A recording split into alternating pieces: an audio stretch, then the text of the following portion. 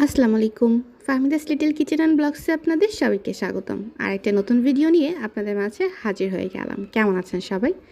অনেকটা দিন হয়ে গেছে যে সাজিয়ে গুছিয়ে ওভাবে ভিডিও করা হয় না। এখন কোনো মতো রেসিপি একটা করে আমি ভিডিও আপলোড দিয়ে দিই।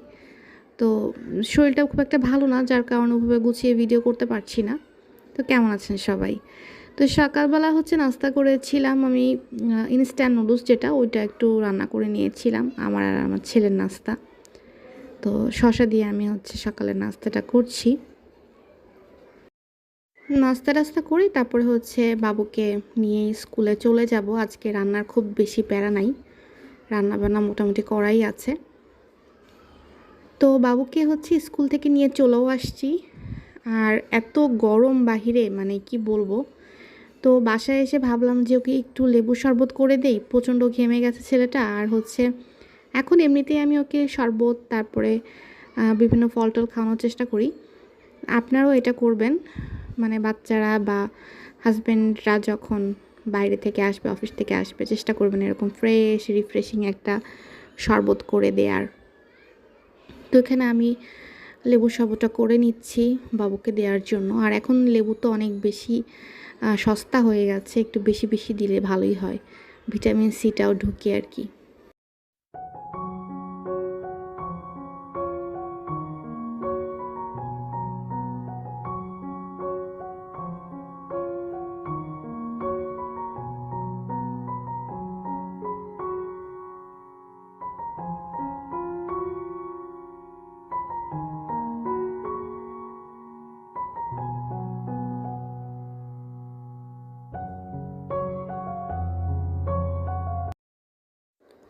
মাঝখানে কিছুদিন ওয়েদারটা ভালোই ছিল, সুস্থ ছিলাম। আবার গরম পড়েছে, আবার অসুস্থ হওয়া শুরু করেছি, এরকম আর কি। তো রান্নাবান্না একেবারে নেই, তবে বাবুকে আমি সবসময় ফ্রেশ খাবার খাওয়াই, ওকে কখনোই আমি লেফট ওভার কোনো খাবার খাওয়াই না।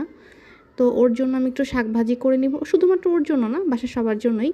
তো ও যেহেতু খাবে, তার জন্য স্পেশালি শাকটা ভাজি করে নিচ্ছি আমি। আগের দিন রাতেই এই কাজগুলো করে রাখি। শাক আনলে আমি তৎক্ষণাৎ সিদ্ধ করে রেখে দিই, আর পরের দিন সকালবেলা জাস্ট একটু বাগার দিয়ে দিই। তো শাকটা বাগার দিয়েছি, দেখতে পেলেন।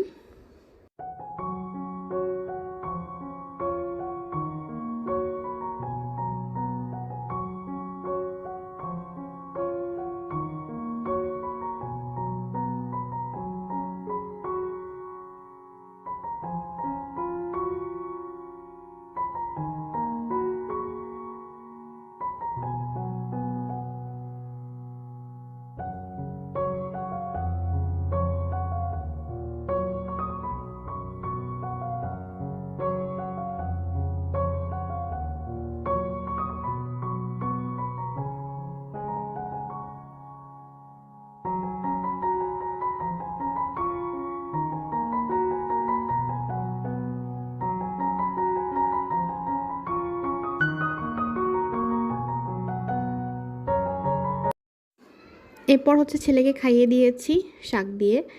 আর এই যে আমার দুপুরবেলার খাবার, এটা করলা ভাজি ছিল মাছের ডিম দিয়ে, এটা আপনার রেসিপি দেখতে পেয়েছেন। আর এটা ছিল শুটকি, এত মজা হয়েছিল, বিশ্বাস করবেন কিনা জানি না, দেখে বোঝা যাচ্ছে অনেক মজা হয়েছে, খেতে কিন্তু অসম্ভব। আমার হাতের শুটকি যে খায় অবশ্যই তার প্রশংসা করতে বাধ্য হওয়াই লাগবে। রিসেন্টলি আমি ভিডিওটা দিয়েছি, তো দেখে নিতে পারেন। তো এই যে বছরের প্রথম বাগানের আম নিয়ে আসছে আপনাদের ভাইয়া, একেবারে ক্যারেট ধরে নিয়ে আসছিল। তো এখান থেকে আমি আবার কিছুটা নিয়ে আসছি, 5 কেজির মতন আছে। তো ফ্রেশ জিনিস খাওয়ার মজাই আলাদা, তাই না? এখনও অবশ্য পাকিনি, আমি খেতে পারিনি এখনও।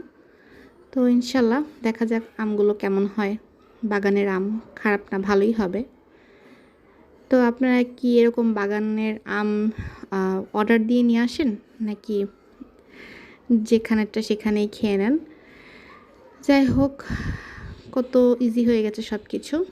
এরপর একটু বিকালের আকাশ দেখছিলাম, প্রচণ্ড গরম, তারপরও তো আসলে কাজের কোনো ছুটি নাই, এত কাজ কাজ আর কাজ থাকে বাসায়। তো আমি আজকে কাপড় ধুয়েছিলাম, আর সেগুলো শুকানো হয়ে গেছে, সেগুলোই ঘরে নিয়ে যাচ্ছি। আর এই যে হচ্ছে ছেলেকে ভাঁজ করতে দিয়েছি, বলছিলাম যে তুমি ভাঁজ করো কাপড়গুলো। আর ছোটোবেলা থেকে যদি এই অভ্যাসগুলো থাকে তখন বড় হয়ে কিন্তু এই অভ্যাসগুলো থেকে যায়। ছোটোবেলা থেকে চেষ্টা করবেন বাচ্চাদের ট্রেনিং দেওয়ার, কাজ করানোর, যাতে লেজি না হয়ে যায় বা এটা না ভাবে যে কাজগুলো শুধু মাই করবে, আমরা শুধু আরাম করব। তো আমার ছেলে যেমনই পারে আমি ওকে অ্যাপ্রিসিয়েট করছি যে তুমি এটা পারছো, সুন্দর হচ্ছে, এটাই বা কম কি তাই বলুন।